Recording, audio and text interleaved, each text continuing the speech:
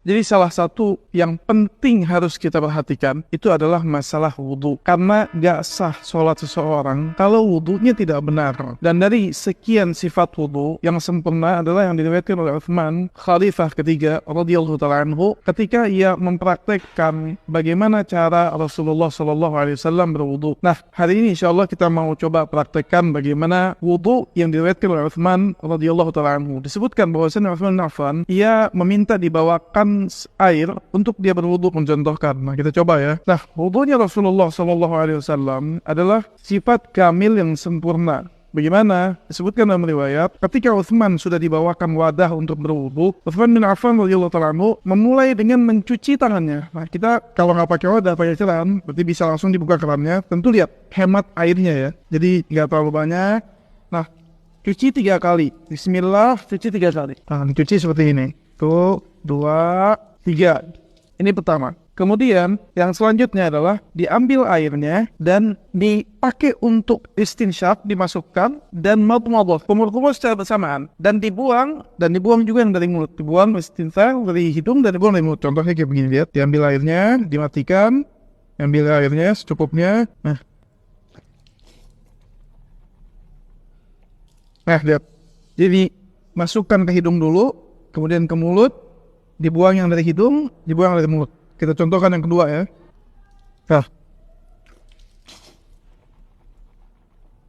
Nah, itu lihat. Contoh yang ketiga ya. Ambil lagi airnya, matikan.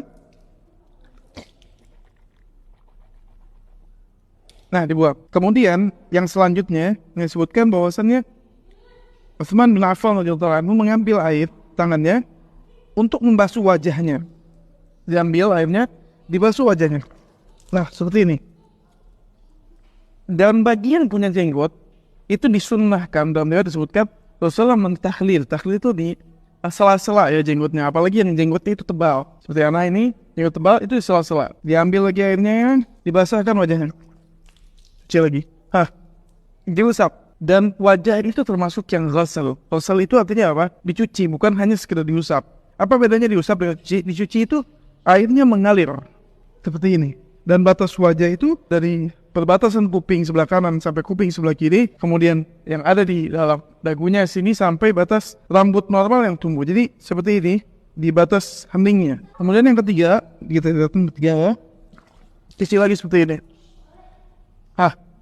Lihat. Ini 3 kali. Kemudian setelah itu diambil air lagi di tangannya, dibasahkan tangannya. Bisa dengan diambil seperti ini. Dibasahkan sampai siku semuanya, di sela-sela jarinya sampai siku, ilal mirfaqain, ini 1 kali, atau bisa dengan dibuka airnya sedikit, kemudian dibasahkan. Betul-betul basah tangannya. Ini yang kedua dan ini yang ketiga.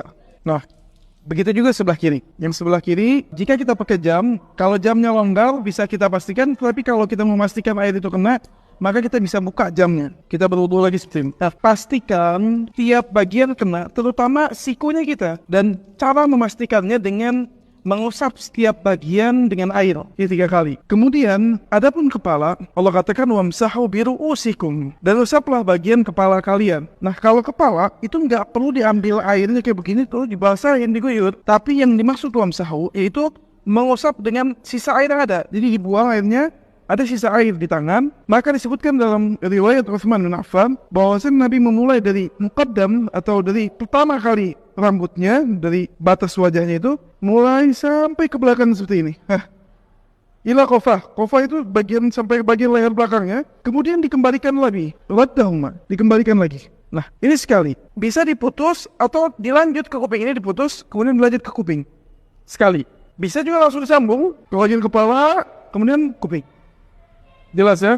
Untuk perempuan, sebagian ulama seperti Imam Syafi'i mengatakan itu yang wajib itu biru'usikum sebagian. Tapi wallahu a'lam, sifat yang sempurna semua bagiannya, jadi depannya dan belakangnya diusap ya, ila qafah. Jadi sama seperti yang laki-laki, dari depan sampai ke belakang lagi. Kemudian kaki. Adapun kaki ini maka dicuci. Cuci seperti apa? Seperti ini, dibuka airnya, dihemat, kemudian di sela-sela bagian-bagian dari kemari kakinya. Sampai ke ka'ab. Seperti ini, di sela-sela bagian kakinya. Dan disebutkan dalam hadis, begitu juga yang kiri ya.